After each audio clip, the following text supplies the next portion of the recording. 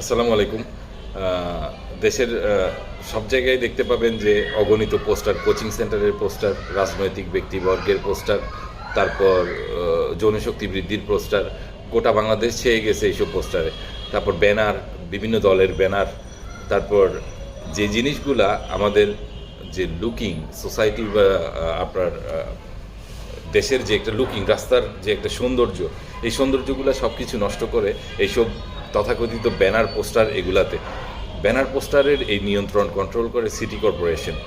যতটুকু সিটি কর্পোরেশনে মনে হয় যে যারা বসে এরা সবাই হলো নিজের আখেরকে মজবুত করার জন্য বসে, আর কি চিন্তাভাবনা আর ক্রিয়েটিভ চিন্তাভাবনা করে আমার ঠিক জানা নাই।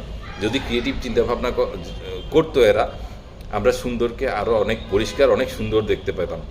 একটু দেখবেন পরিষ্কার পরিষ্কার ওয়াল, পরিষ্কার পরিষ্কার পিলার, কত সৌন্দর্য চারদিকে, কিন্তু এই পোস্টারগুলো সব ধ্বংস করে দিচ্ছে, ব্যানার সব ধ্বংস করে দিচ্ছে।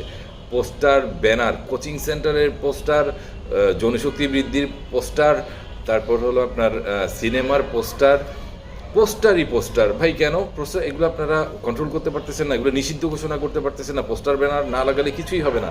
যত তত ব্যবসার যে মডার্ন হচ্ছে এখন সিস্টেম, মার্কেটিংয়ের যে মডার্ন সিস্টেম হচ্ছে, সেই মডার্ন মার্কেটিং দিয়ে, সোশ্যাল মিডিয়া ইনফ্রাস্ট্রাকচার দিয়ে অনেকভাবে এগিয়ে যাবে ডিজিটাল যুগে। আপনারা এখনও ব্যাকডেটেড হয়ে পড়ে থাকতে ভালোবাসতেছেন কেন? প্লিজ।